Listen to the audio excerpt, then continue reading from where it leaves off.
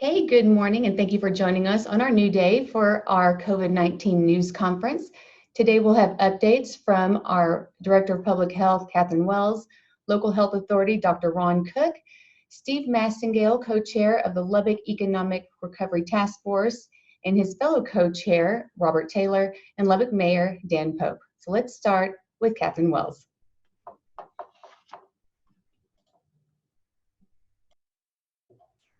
Good day.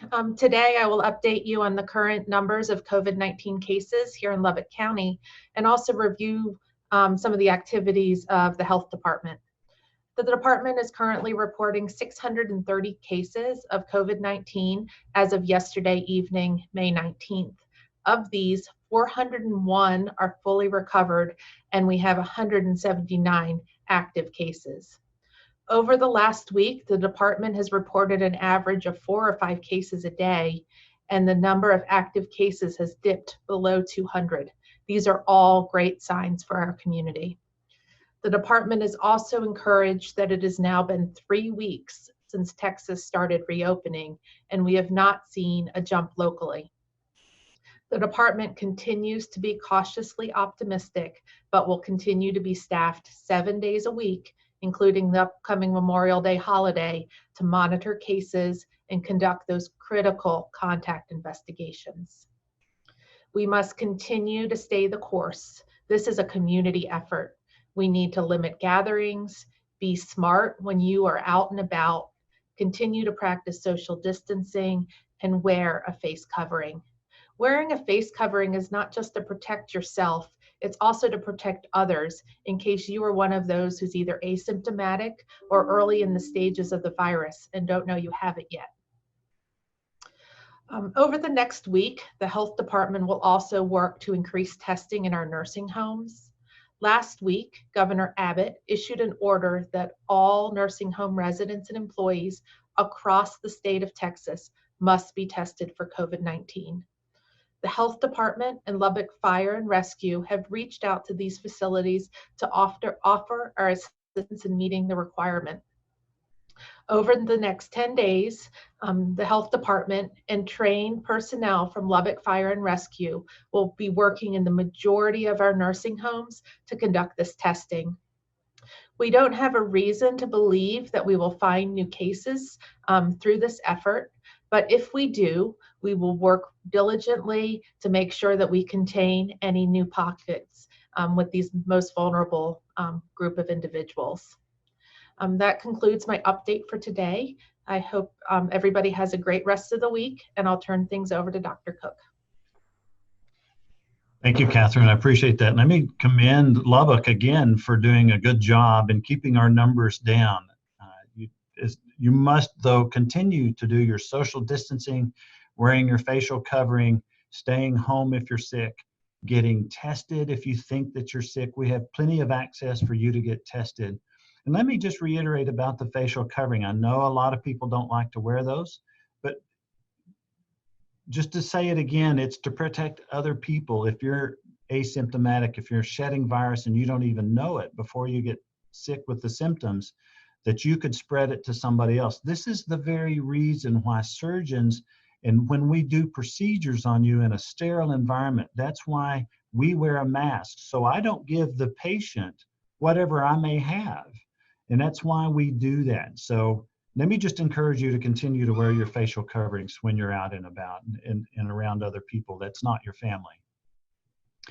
The other thing I want to talk to you about today is you may have seen in the news media about this COVID condition in children called multisystem inflammatory syndrome in children, or MIS-C.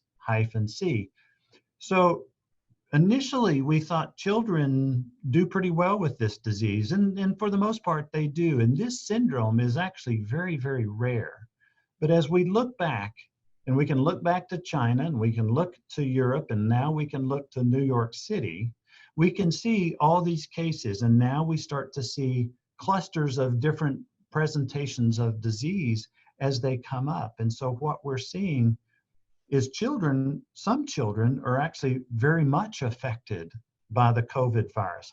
And it may show up as late as 2 or 6 weeks later after they've been infected. And so some of those symptoms, what I want to go over with, are some of those symptoms that children get that you need to pay attention to. And some of those symptoms include fever that may last more than a couple of days, high fevers, not just the fever that goes away and doesn't come back, but a fever that lasts 2 or 3, 4, 5 days. If that happens, you need to let us know.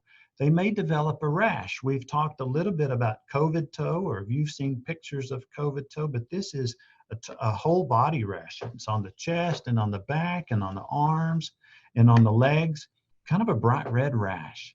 And the kiddos may get conjunctivitis or redness and inflammation in their whites part of their eyes. So we call that conjunctivitis. They may develop a stomach ache, or they're not wanting to eat. We call that anorexia. They may develop vomiting or diarrhea. They may develop very bright red lips, and sometimes they get swollen and even crack. They may develop a bright red tongue, and it may swell enough where the taste buds turn into look like strawberry seeds. So we call it strawberry tongue. They also may develop swollen hands and feet, and the skin kind of sloughs off, kind of like a sunburn. And so this syndrome is called multi-system inflammatory syndrome in children. So if you see those things, and I'll go through them right quick again. So a rash, fevers that last more than a couple of days, conjunctivitis, stomachache or belly pain, diarrhea, bright red lips, a swollen tongue, a strawberry tongue, swollen hands and feet. Those are all signs of inflammation. That's the multi-system inflammatory syndrome. So if you see those, please let your healthcare provider know, your family's physician, your pediatrician, your advanced practice provider. Please let us know, and please let your providers know, and the providers need to let us know as a health department. This is reportable right now. And so kiddos do very well, but we want to make sure we stay on top of this. There are no cases in Lubbock. I've talked to Covenant Children's, I've talked to UMC Children's. There are no cases in Lubbock, but we need to keep our eyes out to make sure that we don't see this coming on. And if you do have those symptoms, reiterate, please let us know. That's all that I have today. Good job, Lubbock, in keeping the virus away. I'm going to hand it back to Lacey. Thank you, Lacey. Thank you, Dr. Cook. And now for updates from the Lubbock Economic Recovery Task Force, or LERT. Our co-chairs, Robert Taylor and Steve Massengale, and we'll start with Mr. Taylor. Okay, thank you, Lacey. It's good to be here. Just want to pass along some things maybe that I've learned mainly through working through this task force and the information we've received and passed along, and also maybe learned through operating a business through what's going on with this COVID. First of all, I think it's important to realize there's about 3 major basic things that when we look at a business that we recommend that they use these 3 basic things, and most of our rules and suggestions revolve around these 3 basic things. First of all, and you've heard a lot about it, is distancing. And I think the mask part is part of distancing. It decreases the chance of spread even at a closer range. So those 2 used together are important. Number 2 is reduce or sanitize or eliminate all common touch areas. So any place that one person comes in and touches after another, the best is to eliminate those in your business practices. If that's not reasonable, then it's to reduce or sanitize after each use. And number 3 is to avoid long time enclosed exposure in a crowded area, whether it's inside it or especially if it's inside in a building or an area. Just avoid those situations. So I think when you go into business, you should look for those telltale signs to see if that's something that you'd be comfortable in. I think our goal on the task force is not necessarily to return to normal, but it is to balance our health concerns with our economy. We want to open our businesses and our lives as fast as we can. We want to do it in a manner, though, that we control our health concerns. And the best job we do, or the better job we do in handling those and getting those to level will mean that we will be able to open more and do more in the future. And that's our goal, to see how much we can get open and return people to a life of and to an economy that they're used to, and yet control our health concerns. And I think that points out what we tried to do and what we tried to explain through Lubbock Safe. And Lubbock Safe is a program that I think you should look for. I think it's something that you know that the proprietors of that business or that event have really tried and subscribed to going above maybe some things, but it applies those 3 rules that I talked about. I think that's very important. And to date, we have 774 businesses that are Lubbock Safe. That's a 31% completion rate of the ones that have started. But I think with the next round of openings, you'll see more and more out there. And I think that's important for us to control what we see in this community so we can continue the progress that we've made so far. With that, I'll turn it over to Councilman Massengale. First of all, thank him for his work and the task force work. So, Steve. Thank you, Robert. Thank you very much. Good morning, everybody. As you know, the governor spoke on Monday and opened up another series of businesses. Our Recovery Task Force Committee on Get Lubbock Open met yesterday to work on guidelines that apply to those businesses that opened immediately and that those will open later in the week. I'd like to go over those so that we're all clear on that. One is he's opened up the balance of personal care businesses, and that includes businesses that provide massage services, tattoo and piercing businesses are included in that. He's allowed youth sports to occur as it applies to practice, youth sports without spectators. There'll be a time, I believe in June 15th, when he'll allow youth sports with limited spectators. He allowed bars on Friday to open up to 25%, and he's turned the dial on restaurants to 50%. He gave us guidance on childcare on Monday that was effective immediately, and we've visited with many of our local childcare operators, get their feelings on this, and I'm hopeful that the governor will modify what he's done, because he's actually, in our opinion, restricted some of those businesses more than they were previously, and that applies to, they've given some guidelines on ratios and teacher-student ratios and how they transport them. And so we've communicated with the strike force on that, and we're hopeful that we get some guidelines that maybe make a little more sense for our childcare operators here in Lubbock. Summer camps are going to get to open on May 31st, and I think I already mentioned youth sports. So our Recovery Task Force will work on guidelines that apply to all of those various events and industries, and we'll get those posted up as soon as possible, because we want all those entities and events to be Lubbock safe. You'll also notice on our website that you'll see some reorganization of some of our categories. We're aware that some of those might be a little confusing, and that's kept some folks from getting Lubbock certified as Lubbock safe, and we want to make that a little bit easier. Our Recovery Task Force will meet as a group tomorrow afternoon. We're going to get updates from our various committees, but we're going to focus on large outdoor group gatherings as our community, as we warm up, the weather gets warmer. We know there's many events that our community loves to participate in, and we want to make sure that we have a safe set of guidelines for those groups to be able to operate their events. I would just close with, I noticed that as we went on the air, the CDC and the White House just released a 60-page document, guidance on reopening the economy. I got to glance through it.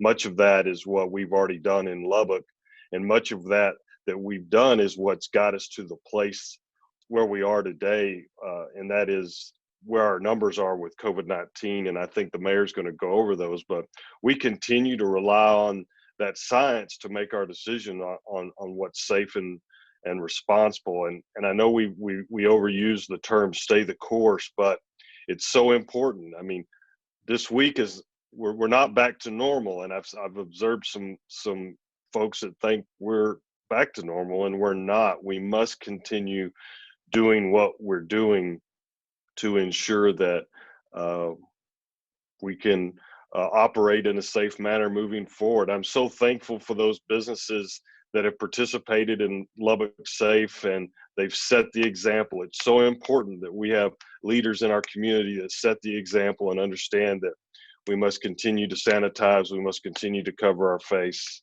and keep our social distance. Two terms come to my mind as we maneuver through this, and that's good judgment and common sense. And you know, when you're using good judgment and common sense, and you can detect very quickly when an organization, a business, or event is doing the same thing to your benefit. And with that, I will hand it over to Mayor Pope. Thank you, Steve. Good morning, everyone. I'm thankful for Mr. Massengale and Mr. Taylor, also for Dr. Cook and Ms. Wells. We've got a great team, and it's good to work with you guys on a daily basis. I want to share my screen and run through some data slides.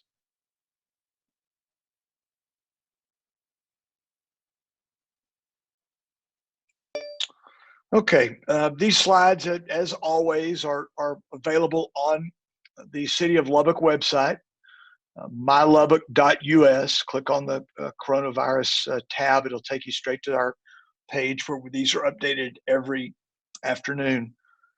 Slide 2 today is our little data around our deaths, and we've been fortunate to not have a death in a number of days. But I want to point out that all but 2 of our deaths have been people over the age of 60. And when we talk about face coverings and why we wear them, often we are trying to maybe not as much protect ourselves. We may not be vulnerable, but there are people in our community that are vulnerable. It's just another thought as go back to that common sense piece. I'll move on through. I'm not going to spend any time on the demographic slides today. I am going to get to my key slides, the last 4 slides. Active cases by day. So we're now well more than twice as many recovered cases as active cases. So that means I think we have 179 active cases as of today. So right on the on a very good track. Our new cases today makes 3 weeks since we've had a day with more than 10 new cases. So once again, a very positive trend. Our hospital data, hospitals remain strong. We had a chance to talk to the CEOs of Covenant and UMC earlier this week in a brief phone call and made sure that we got an update from them. Things are going well there. Their business is restarting. Their more traditional business is restarting, and that's good news for our economy. And then finally, testing. You can see that our number of tests continue to grow. We've reported, I think, 400 tests yesterday, more than 400. There have been nearly 13,400 tests done to people in Lubbock County. That's still just a little less than twice as often as any other Texan would be tested. So we're testing it just at nearly 2 times the rate. Of those tests, less than 6% of the people that are tested are positive. And that number continues to come down, and that's what we want. That's, as we test more people, we believe that we'll find people that aren't positive. However, we want to know, because if someone is positive, then we can put in place our public health initiatives, and that's that tracing, that investigating and building a fence around them, letting them recover, as the vast majority do, and then we can go back to our lives.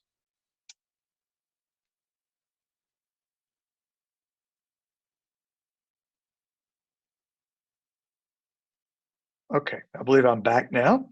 Let me make a few other comments. I want to pause and always remember those that have been impacted the most by COVID-19. I was talking this morning we had a question at Coffee with the Mayor this morning, and the city manager was helping me answer the question, and he said that our solid waste, our trash collections over the last 2 months are nearly double the average rate. So when we think about the people we're all home more. We're cleaning stuff out. We're probably doing things we never thought we would do. But think about folks that are picking up our trash or delivering the food to our stores, or certainly protecting our streets and our homes and our businesses, or maybe most importantly, at our hospitals and our doctors' offices that we can count on. And I know you all join me in being thankful for and empathetic for them. I think about the businesses that have been impacted and the families that have been impacted by this virus. And so it's important, I think, that we don't forget where we are. Now, progress is being made. We must remain patient. There's no one in Lubbock that has more challenges with patience than I do. My mother always joked that I didn't last long. I didn't stay long at the patience station when I was being made. But we continue to learn. We learn daily. We learn about vaccine progress that's being made.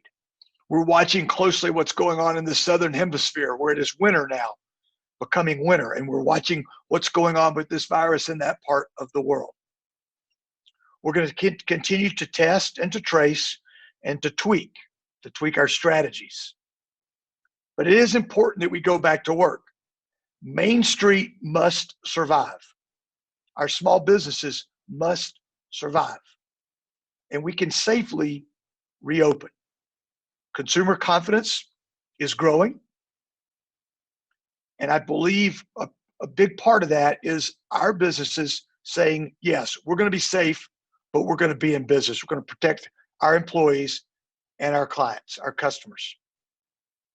As I've said before, that we all want the very best science and information, and we need safe environments for ourselves and for our families. And we desire that freedom we have as Americans to go and do as we see fit. I really believe we are on the right path to recovery. Keeping our community safe by practicing safe social distancing allows us to move quicker into startup. And so turn loose that West Texas spirit, check on your neighbor, enjoy Memorial Day weekend. Don't forget the men and women who've given the ultimate sacrifice. That's what we celebrate on Memorial Day. Start the summer. Let's do it safely. Okay, let's do it safely. Please be safe, be kind, and remain hopeful. Back to you, Lacey. Thank you, Mayor. Now we'll open it up to media questions. I'll ask all the panelists to start their video. And here is today's media question order. We have Matt Dotre with the Avalanche Journal, Blair Sable with Fox 34, Christy Martinez Garcia with Latino Lubbock, Matt Stell, KMAC, Olga Aguero, El Editor, Karen McKay, KCBD, and Terry Furman with KLBK. So let's get things started with Matt Dotre. Thank you, Lacey. Hey, everyone. Ms. Wells, can you talk a bit more about the testing at nursing homes? So it's just the swab testing, right? Not the antibody testing. And can you tell us a bit, maybe kind of a time frame you expect? Hi, Matt. Last week, the governor put out an order that required all nursing home employees and residents to be tested, and this is a regulatory requirement. So the health department has offered, along with Lubbock Fire and Rescue, to test to help those nursing homes meet those requirements. It will be a nasal swab, so the same PCR test that's available at the UMC drive-through clinic, the City of Lubbock drive-through clinic. They're not doing antibody testing right now. The goal is to get this completed within the next 2 weeks, would be our goal, to kind of get everybody tested at the same time. Okay, thank you. And then Mayor and I guess Councilman Massengale too, a lot of people are watching Amarillo and following what's going on in Amarillo. There are some people that travel back and forth. Has there been any discussion about, maybe strongly or advising people or even mandating it not to go to Amarillo at the moment? Well, Matt, I'll start and I'll let Steve add on. You know what I'm going to say, but I'm going to repeat it. And I think I'll sound a lot like Mr. Massingale a minute ago. We want people to make good decisions based on common sense and the facts they have available. And I've said before, and I'll say again, I think you should not travel to hotspots. Amarillo would be one of those. El Paso is one. You saw yesterday where the federal government extended the non-essential travel ban to both Canada and Mexico, our neighbors. I mean, we don't need to be traveling to places where there are hotspots. And I would encourage people to get on the phone and do it that way, get on a Zoom call, do it a different way. But I do think things are better in Amarillo. I've talked to Mayor Nelson a couple times this week, but I believe they've got a ways to go, and I would suggest a Lubbock resident to not make the trip. I'll add on to that. The threat still exists. You know, I am concerned about Amarillo, but I hope that people, like the mayor said, I'll go back to my two terms, good judgment and common sense. And hopefully if you're paying attention, you understand it's not a good decision to head north and spend any time in any of these places that might have the COVID-19. So for those people that don't believe, all I can do is reemphasize is that there is a threat. And that's why we continue to implement these strategies to keep our community safe. We have not eliminated the threat. What we've done is we've learned a tremendous amount about the virus. We've learned how to contain and isolate the virus when we detect it, and we know how to keep our people away from it. But use common sense, use good judgment. Okay, next we'll go to Blair Sable with Fox 34. Hi, all. My first question is about the city. Are there any plans to reopen community centers at this point and resume the events that would usually be held at these locations? Yeah, so good question, Blair. We worked, talked about that in our work session, city council meeting a week ago yesterday. And I believe we will update next Tuesday at our work session, our council meeting on that. We would love to do that, but we only will do it when we feel like we can do it safely.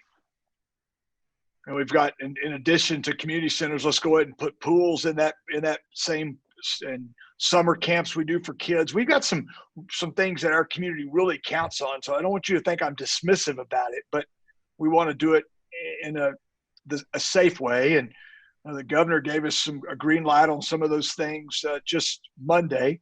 So we're working very diligently on that right now. Thank you. And my second question will be for Catherine Wells. So the governor's office recently just sent out a press release this morning about remdesivir being sent to our local hospitals. And it mentions in the press release that a few cases, initial cases, were sent the drug across the state. So I'm just wondering if the health department knows if any of those, like if remdesivir has already been utilized in our hospitals for any existing cases. I don't know specifically. I don't know, Dr. Cook, if you have. So I don't know that it's been used. My assumption that it probably has. University Medical Center received one case, which contained 40 vials, and that 40 vials is one vial per patient. So we have enough for 40 patients to be treated with remdesivir.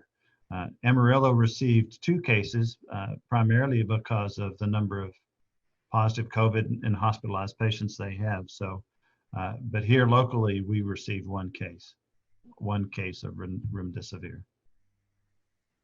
Okay, next we have Christy Martinez Garcia with Latino Lubbock.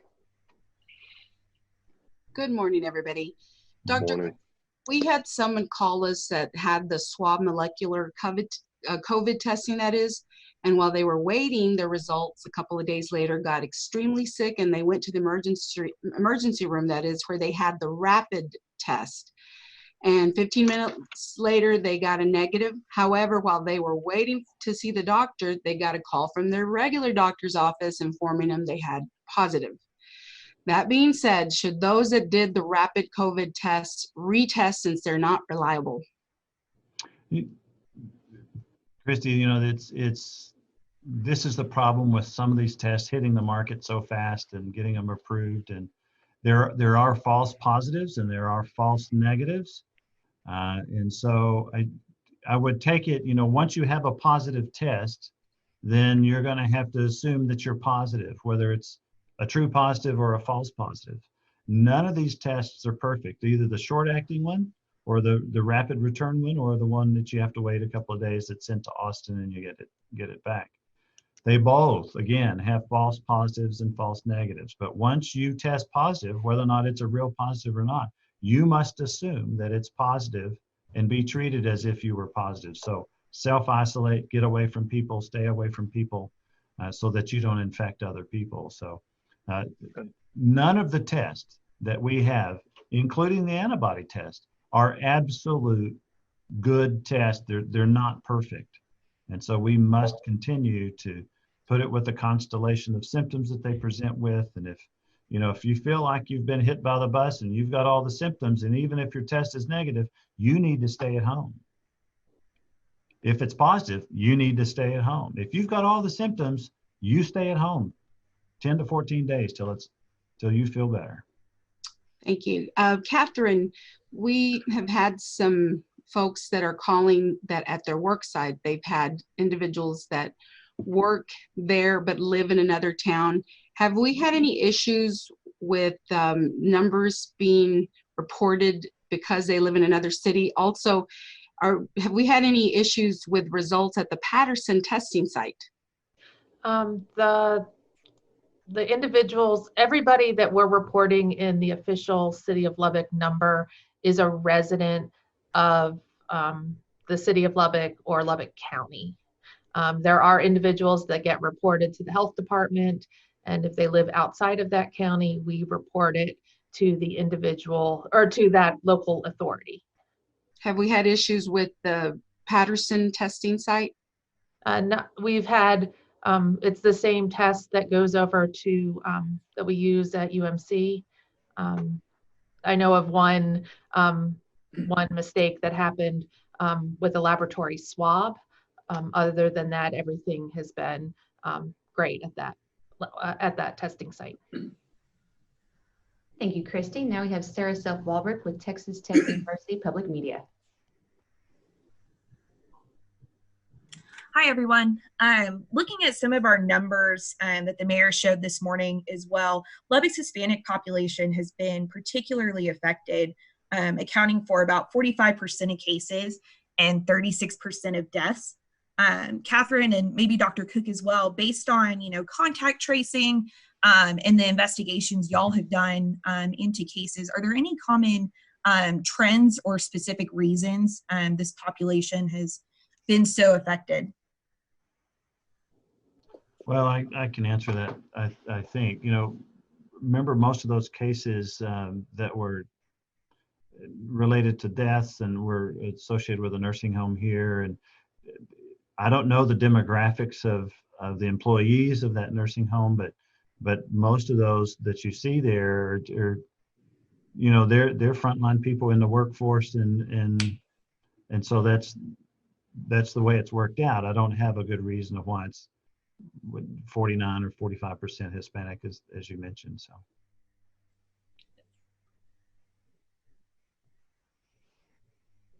Sarah, I would just add that when I look at the numbers, I think it's a really good question. When I look at the numbers, the death piece is I don't think it's disproportionate. It's very close to the community as a whole. I do think from a positive standpoint, you could make that case. And Catherine, I might ask you to continue to maybe comment more on it. I don't know that we have any deeper data.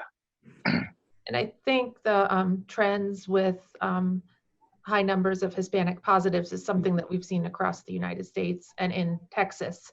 And it's really something that we're going to need to follow. I'm not going to have a good answer for exactly why. That's something that we'll have to study in the future. Thanks, all. That's all I have. Thanks, Sarah. Okay, now we have Matthew Stell with KMAC.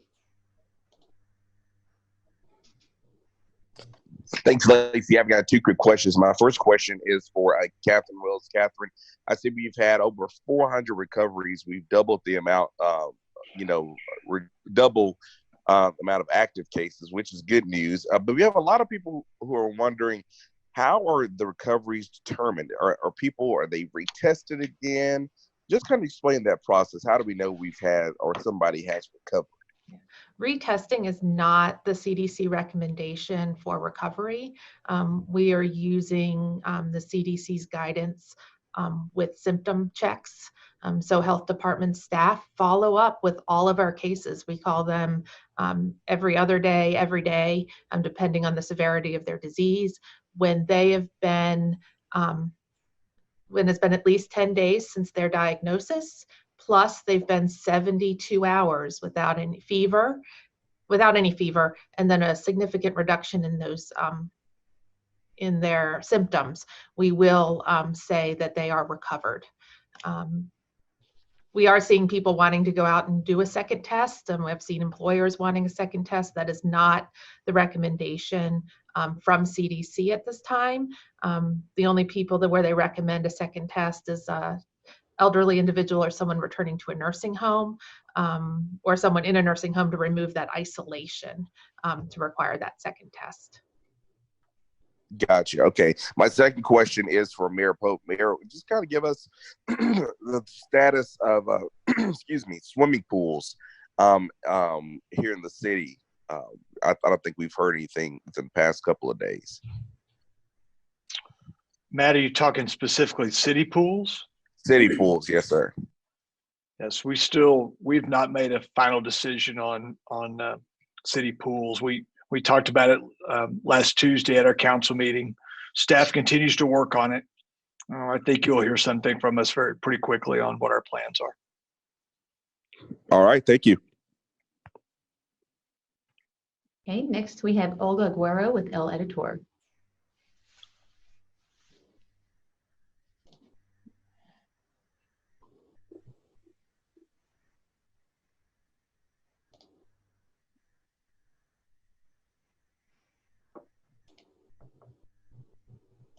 Good morning, everybody. Can y'all hear me now?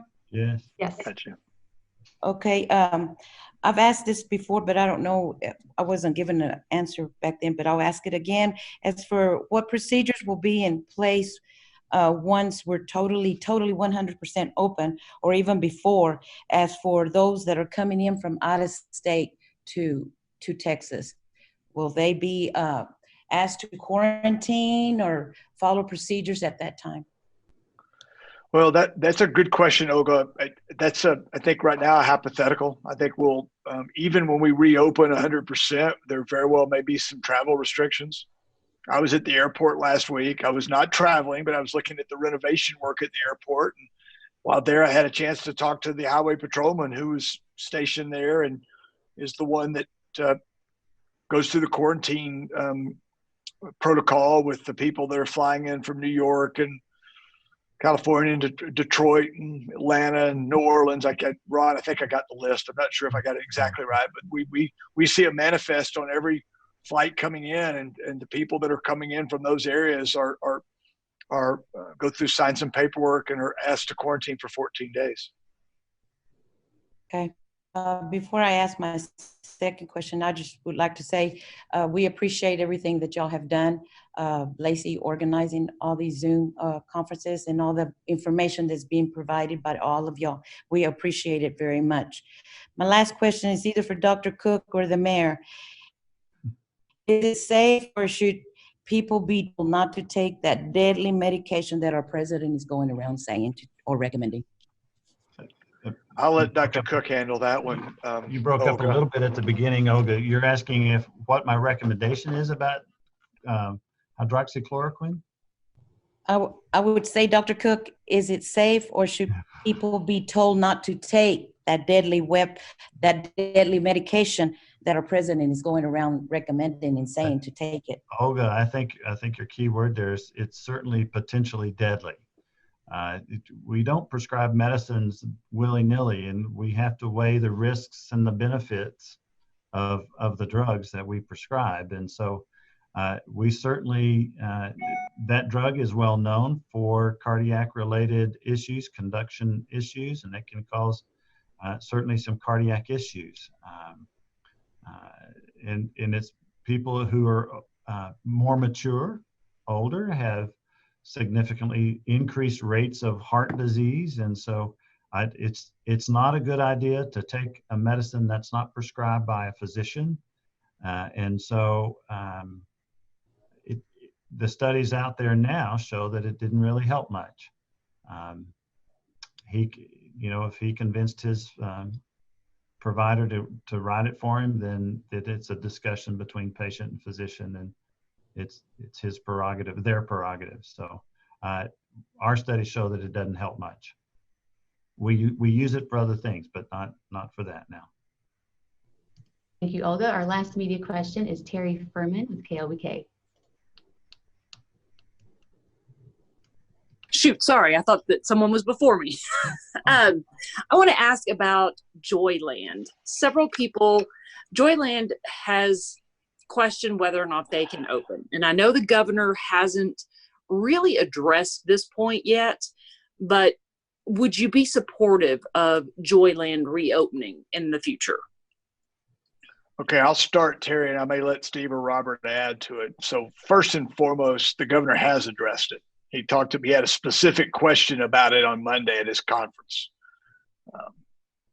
We would like to get Joyland reopened. Joyland is an important part of our community. They have been for several generations. Local ownership, they're accountable. It's clean. It's a place where people want to take their kids and their grandkids. They're an important part of the fabric of our community. We believe they can open safely. And we are working closely with our two local members of the governor's task force to try to get Joyland reopened. And maybe there's a way you could prove that you can open these much bigger amusement parks by safely doing it at Joyland. But the answer is, for me, is an unequivocal yes. I think they should be and can be open. We're working to that end right now. I can't add too much more to that. The mayor said it well. There's been a lot of unfairness throughout this whole process as we've made, or as the governor's delivered directive on how to reopen. But, Joyland has various things out there that I think if you put them all together, a lot of those things are open today, food service, and I think they can socially distance in lines and use good common sense, sanitizing and encouraging face coverings. And so we'll continue to send that message to the governor and hopefully make some headway for that business. Okay, great. The other question I have is about, obviously it's a big weekend. People are going stir crazy. They want out. And so the lakes will be packed this weekend. Are we doing more any enforcement locally with the county per se, or even out at Lake Allen Henry? Are we pushing up patrols, I guess, out there to kind of watch, to make sure that people are socially distancing and being careful? Well, yeah, it's a great question, Terry, and let's all be very careful this weekend. We've worked with the county. I know that the county's worked with Buffalo Springs, Ransom Canyon, and put in place some precautions. In our case, at Allen Henry, the answer is yes. We will have extra patrols there. We do that this time of year anyway, and we'll work with game wardens and the state in that regard. But our folks will be there, and we're going to encourage social distancing. But the main thing we want on the water is people to follow all your water safety guidelines, your rules. I mean, having spent a lot of time on the water in the last 15 years with kids and in a boat, and we just need to be safe. We need to be careful, and there's a right way to do it. We want everybody to come back from the lake. Okay. That's it for our media questions. I want to thank you all for joining us, and thank you to our panelists and our interpreters. Our next news conference will be next Wednesday at 11:30. We'll see you then.